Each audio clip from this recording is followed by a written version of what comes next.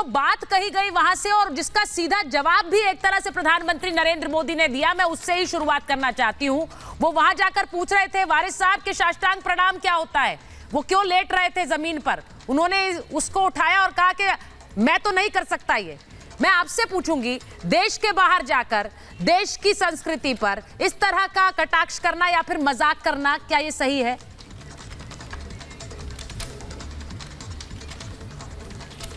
इसको मेरे को पूछा? जी जी वारिस साहब, आप ही से पूछा। देखिए सुचय रहता जी, सबसे पहले तो वहां पे जो सवाल किया था राहुल गांधी को, उनके जवाब में उनको ये कहना चाहिए था कि जो 1980 के दशक के अंदर जो हुआ दलित भाइयों के साथ, सिख भाइयों के साथ, वो आज मुसलमानों के साथ हो रहा है। तो क्या हो रहा है मुसलमानों के साथ वो बताना चाहिए। तो मैं बताता हूँ क्या हो रहा है मुसलमानों के साथ, खास तौर से ये पिछले 9 साल में जब से मोदी की सरकार सत्ता में आई है। कि मोदी की सरकार जो है बीजेपी की, ये सबसे पहले तो एंटी मुस्लिम है। ऐसा मैं क्यों कह रहा हूँ ये भी सुनिए। इनको सबसे पहले हमारे हिजाब से नफरत, इनको हमारे खाने पीनों से नफरत, इनको मदरसों से नफरत। इनका एक जुमला है, सबका साथ सबका विकास। आपके नेता ने तो कांग्रेस को भी एंटी मुस्लिम कह दिया। मैं सवाल करता हूं, बताइए मुझे। आपके नेता ने तो कांग्रेस को भी एंटी मुस्लिम कह दिया। उन्होंने तो कांग्रेस की भी पृष्ठभूमि ला दी। तो फिर मतलब सिर्फ एमआईएम की सरकार हो तभी सब ठीक होगा? नहीं, उन्होंने कहा नहीं, सुने, मेरे भी नेता ने बिल्कुल ये कहा है कि 1980 की जब राहुल गांधी ने बात की तो उस शतक उसमें कांग्रेस सरकार सत्ता में थी ना। जब हाशिमपुरा हो गया, जब मलियाना के अंदर मैसेकर हो गया, नील मैसेकर हो गया, तो उस टाइम तो सत्ता इनकी थी, ये उन्होंने कहा। अब आपने मुझे काट दिया, मैं बताना चाहता हूँ कि मुसलमानों के साथ ये 9 साल में क्या क्या हुआ, मैं उस पर ही था आपकी बात करने में। हिजाब से नफरत हो गई बीजेपी को, हमारे खाने पीनों से नफरत, हमारे मदरसों से नफरत हो गई। अब ये जुमला देते हैं सबका साथ सबका विकास सबका विश्वास का। तो मैं पूछना चाहता हूं कि बताइए 9 साल में कितने मुसलमानों को आपने मिनिस्टर बना दिया, कितने मुसलमानों को आपने एमएलए की टिकट दे दिया चुनाव लड़ने के लिए, कितने मुसलमानों को बीजेपी ने एमपी की टिकट दे दिया चुनाव लड़ने के लिए? एक भी नहीं। आज पूरे कैबिनेट के अंदर एक भी मुसलमान इंसान नहीं है। क्यों? क्योंकि बीजेपी चाहती नहीं कि मुसलमानों का पॉलिटिकल एम्पावरमेंट हो। तो फिर हम सेकुलरिज्म प्लुरलिज्म की जो बात करते हैं वो तो मोदी जी मानते नहीं है संविधान को। फिर किस तरह का सबका साथ सबका विकास हो गया? आपने बात की बेटी बचाओ बेटी पढ़ाओ, नारी सम्मान, सबको संविधान नहीं मानते हैं, लेकिन जो संसद बनी है उसमें देश के हर धर्म के लोग पहुंचेंगे। संविधान नहीं मानते हैं।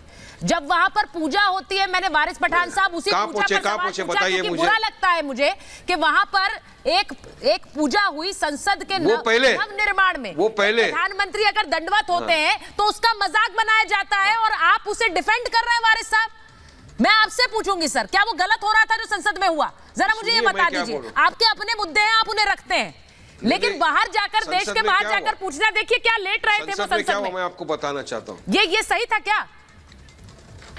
देखिए संसद के अंदर, संसद का जब इनॉग्रेशन हुआ, मोदी जी ने उसका उल्लंघन किया संविधान का, जो theory of separation of powers का है। कैसे किया? हमको ये ऑब्जेक्शन नहीं कि आपने नया संसद बना दिया, आपने बनाई है। नहीं, कैसे किया? संविधान का उल्लंघन कैसे किया देश के प्रधानमंत्री ने? बताइए प्लीज। संसद है जो छोटा पड़ता है, बड़ा बनाइए। कैसे किया सर? पहले संविधान का सबसे बड़ा हिस्सा है सेपरेशन ऑफ पावर्स। संविधान का सबसे बड़ा हिस्सा है theory of separation of power, जिसमें इंडिपेंडेंट है जुडिशरी। आप फिर उसी पुरानी बहस पर जा रहे हैं वारिस साहब, आप फिर उसी पुरानी बहस पर जा रहे हैं। हम आगे निकल गए हैं सर, का हिस्सा है, हम आगे निकल गए हैं। एग्जीक्यूटिव का हिस्सा कौन होता है? लोकसभा वारिस साहब, वो डिबेट खत्म हो गई, संसद का उद्घाटन हो गया। एग्जीक्यूटिव का हिस्सा कौन है? लेजिस्लेचर का हिस्सा आप उसी पुरानी डिबेट पे अटके। तो आपने संसद की तो बात की कि मोदी दंड कर रहे थे, उसके ऊपर बात हो रही है। देश के बाहर जाकर डिबेट कर रहे हो, बनाया जा रहा है सर। मैंने उस पर पूछा, उस पर बच क्यों रहे हैं आप बच क्यों रहे हैं? आप बोलते क्यों नहीं है? बोल रहा हूँ आपको। नहीं वारिस साहब, मैं तो उसी की तो बात कर रहा हूँ। मैं नहीं, आपसे मैंने ये पूछा कि दंडवत प्रणाम करते हैं अगर प्रधानमंत्री, तो क्या वो उसका मजाक उड़ाना चाहिए, या आप बोलेंगे नहीं सीधे क्योंकि वोट बैंक आपका अफेक्ट होता है? नहीं, सुनिए, प्रधानमंत्री जब लोकसभा के अंदर एंट्री मारे ना, एंट्री, तो उनके साथ कौन था? सिर्फ हमारे हिंदू भाइयों के गुरु थे। मठ को तो आपने हेलीकॉप्टर उससे बुला लिया, चार्टर्ड फ्लाइट से। प्रेसिडेंट नजदीक में रहती थी हमारी मुर्मू जी, उनको आपने नहीं बुलाया।